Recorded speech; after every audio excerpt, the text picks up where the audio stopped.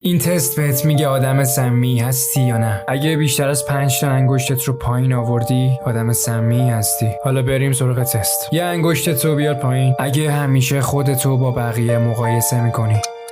یه انگشتت رو بیار پایین اگه از یه نفر چندین بار جدا شدی و دوباره آشتی کردی. یه انگشتت رو بیار پایین اگه حتی یک بار بدون دلیل منطقی از 5 نفر اول لیست شیرت عصبانی شدی. یه انگشتت رو بیار پایین اگه به موفقیت‌های دوستات حسودی میکنی. یه انگشتت رو بیار پایین اگه نمیتونی هیچ انتقادی رو تحمل کنی. یه انگشتت رو بیار پایین اگه همیشه توقع داری که بقیه بهت توجه کنن. یه انگشتت رو بیار پایین اگه هیچ وقت قبول نکردی که داری اشتباه میکنی. یه انگشتت رو بیار پایین اگه تو هر مسئله‌ای به فکر منفعت خودتی.